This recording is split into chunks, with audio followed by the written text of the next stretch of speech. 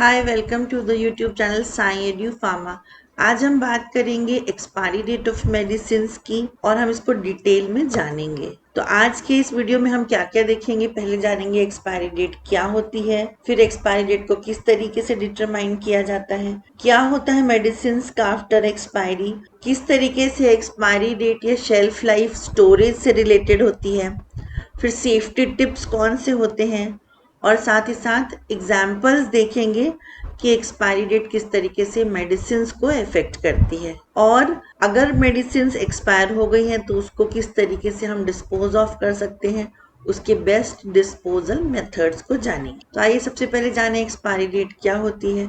तो expiry date जो होती है वो डेट होती है जिसके बाद की मैन्युफैक्चरर ये कहता है कि अब हमारी कोई गारंटी नहीं है इस मेडिसिन की सेफ्टी, पोटेंसी और क्वालिटी की। तो अगर आप इस तरीके से देखें तो डब्बे के ऊपर लिखा होता है मैन्युफैक्चर डेट और एक्सपायरी डेट। तो इस तरीके से आप जरूर एक बार पढ़ लें किसी भी मेडिसिन को लेने से पहले कि वो मेडिसिन एक्सपायर तो नहीं हो गई है। अब देखते हैं कि एक्सपायरी डेट को किस तरीके से डिटरमाइन किया जाता है। तो जो ड्रग की कंपनीज होती हैं वो स्टेबिलिटी टेस्टिंग करती हैं। इससे ये उनको पता चलता है कि कितनी ड्यूरेशन तक ये मेडिसिन जो है अपनी जो उनकी स्ट्रेंथ और सेफ्टी है उसको विथहोल्ड करती है, मेंटेन करती है under specific storage conditions. Generally after testing ये समझ में आता है कि उस ड्रग की या मेडिसिन की शेल्फ लाइफ क्या होगी। तो जनरली ये 1 to 5 years होती है, लेकिन और हर मेडिसिन के हिसाब से, हर ड्रग के हिसाब से ये थोड़ा सा वेरिएशन होता है, उसको आगे जानेंगे। होप आपने हमारे YouTube channel Sai edu pharma को सब्सक्राइब कर लिया होगा। अगर नहीं सब्सक्राइब किया है तो जरूर से सब्सक्राइब कर लें और इस वीडियो को लाइक और शेयर जरूर करें। अब बात करते हैं कि अगर कोई मेडिसिन एक्सपायर हो गई है तो उसका क्या होता है। तो जो एक्टिव कॉन्स्टिट्यूएंट या एक्टिव इंग्रेडिएंट जो भी मेडिसिन के अंदर होता है वो हो सकता है कि अपनी एफिकेसी या पोटेंसी को लूज कर चुका हो, मतलब अब वो उतनी इफेक्टिव नहीं है जितनी इफेक्टिव उसको होना चाहिए था। कुछ ऐसे रेयर केसेस भी होते हैं जिसमें कि मेडिसिन में केमिकल चेंजेस हो जाते हैं और उन केमिकल चेंजेस की वजह से वो अनसेफ या टॉक्सिक हो जाती है। फॉर एग्जाम्पल टेट्रासाइक्लिन से अगर उसको आप अच्छे से स्टोर ना करें तो वो किडनी को भी डैमेज कर सकती है। फिर आते हैं लिक्विड मेडिसिन की, जैसे कि सस्पेंशन, सिरप्स, आई ड्रॉप्स होती हैं, वो जल्दी डिग्रेड होती हैं as compare to solid forms. तो इनको हमको बहुत केयरफुली यूज करना होता है और अगर हमको ऐसा लगता है कि वो खराब हो गई है, एक्सपायर हो गई है, तो उसको हमको यूज नहीं करना है। आगे इसको और डिटेल में जानते हैं। तो सबसे पहली बात कि हम किस तरीके से हमारी मेडिसिन को स्टोर कर रहे हैं ये बहुत इंपॉर्टेंट है और ये आप देखेंगे जो भी बॉक्स है उसके ऊपर लिखा हुआ होता है। जैसे हमको हीट, लाइट और मॉइस्चर से हमको हमारी मेडिसिन को बचाना होता है, क्योंकि ये हमारी ड्रग की जो इफेक्टिव शेल्फ लाइफ है उसको कम करता है। इवन वो एक्सपायरी डेट अगर उसमें लिखी हुई है और आपने उसको अच्छे से स्टोर नहीं किया है तो वो हो सकता है वो एक्सपायर हो जाए। इसलिए हमेशा ये कहा जाता है कि कूल ड्राई प्लेस में स्टोर किया करें और सनलाइट से प्रिवेंट करें। आपने इस तरीके से देखा होगा अंबर कलर्ड बॉटल्स में कुछ मेडिसिन या ड्रग्स होती हैं। ये स्पेशली वो मेडिसिन होती हैं जो सनलाइट से डिग्रेड हो सकती, तो अंबर कलर बॉटल में डालने से सनलाइट का इफेक्ट नहीं पड़ता है। कुछ स्पेशल केसेस हम देखेंगे जैसे कि इंसुलिन है, नाइट्रोग्लिसरीन है, एंटीबायोटिक्स है या वैक्सीन है, ये जल्दी डिग्रेड हो जाती हैं। तो हमको इनको बिल्कुल केयरफुली इसको स्टोर करना है और एक्सपायरी डेट देख करके ही यूज करना है। कुछ मेडिसिन ऐसी होती हैं जिसको आपने एक बार ओपन कर दिया तो फिर उसका एक फिक्स ड्यूरेशन होता है, जैसे कि 28 डेज तक ही वो ठीक रहती हैं। फॉर एग्जाम्पल आई ड्रॉप्स, तो इसलिए उसमें लिखा होता है कि डिस्कार्ड आफ्टर ओपनिंग, मतलब अगर आपने खोल दिया तो आपको 1 महीने के अंदर उसको यूज करना है, नहीं तो वो खराब हो जाएगी। कुछ सेफ्टी टिप्स की बात करें तो आप देखेंगे जैसे यहाँ पर कुछ इमेजेस हमने दिखाई हैं, कई बार ऐसे टूट जाती हैं टैबलेट्स, कहीं कहीं कलर का डिग्रेडेशन हो जाता है, फेडिंग हो जाती है, कहीं कहीं इस तरीके से पैचेस आ जाते हैं। अगर आपको इस तरीके से दिखाई दे रहे हैं मेडिसिन तो आप बिल्कुल इनको यूज ना करें। उसके बाद एक चीज और बोला जा रहा है कि कई लोग बोलते हैं क्या हो गया अगर एक्सपायर हो गई तो हम यूज कर लेते हैं, क्या फर्क पड़ता है।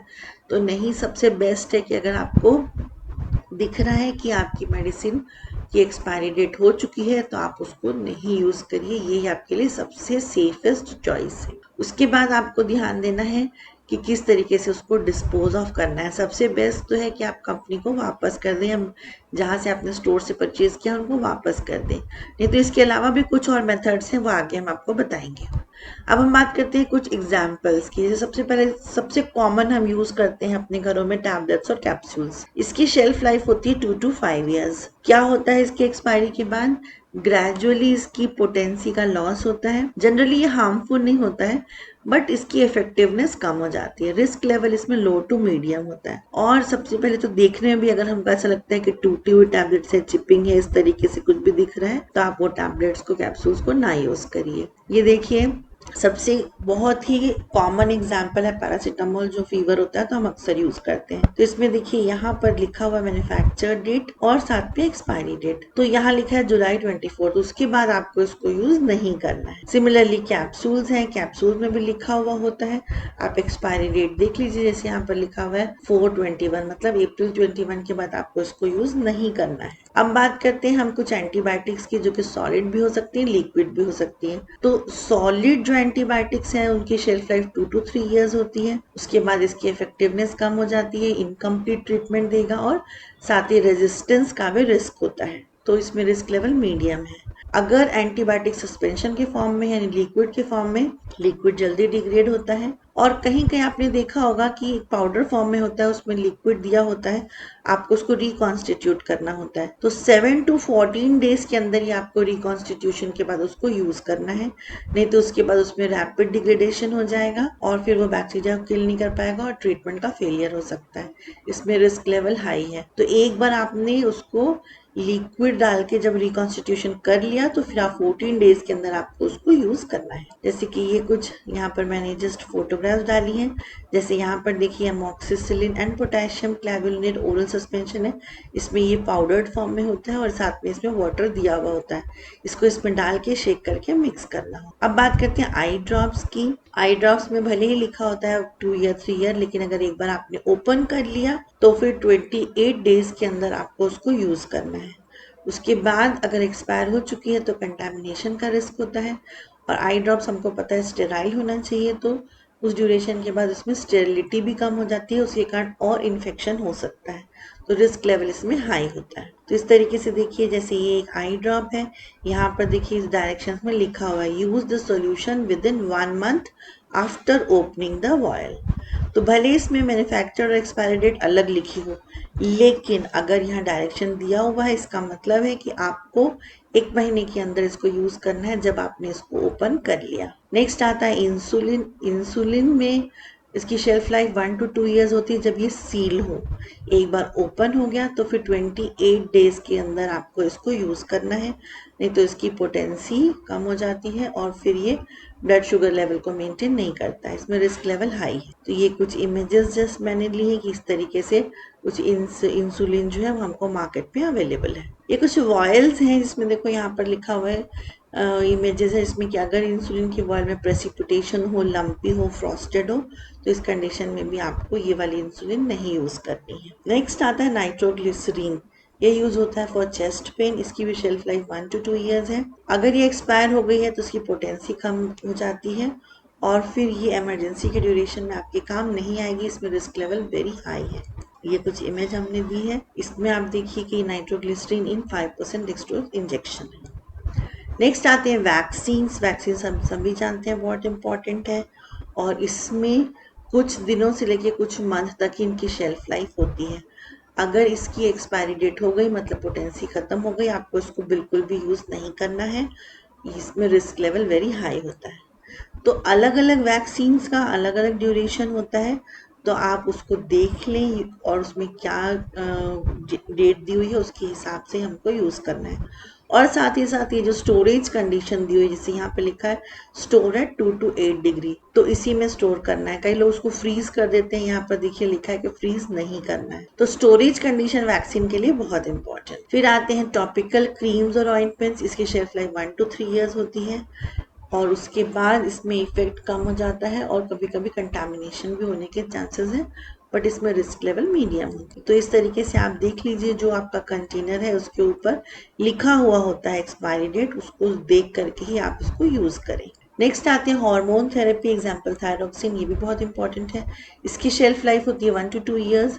इसकी भी पोटेंसी कम हो जाती है, हार्मोनल इम्बैलेंस हो सकता है, रिस्क लेवल इसमें हाई होता है। इस तरीके से थायरोक्सिन है, लीवोथायरोक्सिन है, ये अक्सर हम लोग यूज करते हैं। नेक्स्ट आता है लिक्विड कफ सिरप, इसकी शेल्फ लाइफ है 1 to 2 ईयर्स। इसमें फ्लेवर चेंज हो सकता है, इफेक्ट रिड्यूस हो सकता है, कई लिक्विड है तो उसमें बैक्टीरियल ग्रोथ के भी चांसेस हैं। तो अगर सिरप आपका खराब हो गया है, उसकी एक्सपायरी डेट हो चुकी है, तो आपको उसको यूज नहीं करना है। इस तरीके से आप देखिए लिक्विड सिरप में भी पीछे यहाँ पर दिया हुआ होता है एक्सपायरी डेट। अब इसमें आप देखिए कुछ हमने मेडिसिन का एक्सपायरी चार्ट आपको बना के दिया है। अगर टैबलेट कैप्सूल्स है तो उसमें रिस्क लेवल कम होता है, एंटीबायोटिक सॉलिड में मीडियम होता है, लिक्विड में हाई होता है। तो ये कलर्स जैसे लो है मतलब ग्रीन है, फिर ये येलो है, फिर डार्क येलो है, फिर आई ड्रॉप्स में भी रेडिश आ गया मतलब हाई है, इंसुलिन में हाई है, nitroglycerine very high, vaccine very high, syrup और ऑइंटमेंट मीडियम है और हार्मोन में हाई। तो ये कलर्स देख करके भी आप रिस्क लेवल समझ सकते हैं। अब हमको क्या नहीं करना है, आप ध्यान रखिए जो हम घर का जो कचरा बाहर फेंकते हैं, हाउस होल्ड ट्रैश फेंकते हैं, उसको डायरेक्टली नहीं फेंकना है, नहीं तो पेट्स हैं, बच्चे हैं, उनको उनके हाथ में आ सकता है, उनके एक्सेस में आ सकता है और उससे नुकसान हो सकता है। आप उसको डायरेक्ट टॉयलेट या सिंक में भी फ्लश नहीं करें, क्योंकि अगर ऐसा करते हैं तो वो हमारी वाटर सप्लाईज को कई बार कंटामिनेट कर देते हैं। तो बेस्ट या डिस्पोजल मेथड्स क्या हो, तो सबसे पहला तो है मेडिसिन टेक बैक प्रोग्राम, सबसे सेफेस्ट है।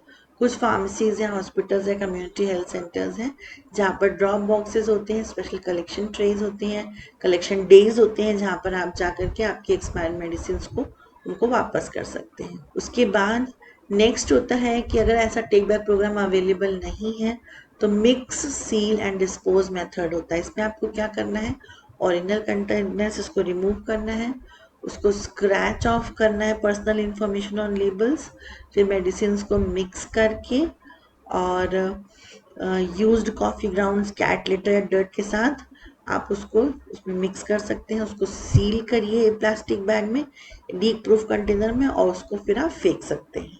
लेकिन आप इस तरीके से फेंकिए कि कोई उसको ओपन करके यूज ना कर सके। स्पेशल डिस्पोजल क्या होता है कुछ मेडिसिन का, जैसे कि शार्प नीडल्स और इंसुलिन पेन्स है, उसको आपको ध्यान से देखना है कि वो कहाँ पर आप उसको फेंक सकते हैं, क्योंकि वो नुकसान कर सकता है स्पेशली एनिमल्स को। फिर कीमोथेरेपी ड्रग्स, नार्कोटिक्स या हार्मोनल मेडिसिन हैं, इसका तो बेस्ट ये है कि आप मेडिकल फैसिलिटी को वापस कर दीजिए, इसको होम डिस्पोजल नहीं करना है। आई ड्रॉप्स और क्रीम्स हैं, इसको आप सील कर दीजिए और उसको सील करके ही आप उसको डिस्पोज करें, इसको स्क्वीज ना करें ड्रेन्स में। फिर कुछ एनवायरमेंटल कंसिडरेशन है जिसको हमको ध्यान रखना है। बहुत छोटी अमाउंट में भी जो फार्मास्यूटिकल्स होते हैं वो हमारी एक्वेटिक लाइफ को डिस्टर्ब कर सकते हैं, तो हमको ये ध्यान रखना। लार्ज स्केल जो फ्लशिंग होती है एंटीबायोटिक्स या हॉर्मोन्स की, तो वो हमारे इकोसिस्टम को डिस्टर्ब कर सकती है, तो हमको अपने एनवायरनमेंट का ध्यान रखना है। अब हम अपने की नोट्स में आते हैं। ओवरऑल तो मेन ये है कि अगर कोई कंटेनर ओपन हो गया है और specially eye drops, insulin, liquid antibiotics, तो उसमें भले ही प्रिंटेड एक्सपायरी डेट आगे की हो पर उसको विद इन 28 डेज ही आपको यूज करना है। हमेशा मेडिसिन का कलर, स्मेल और टेक्सचर चेक करें।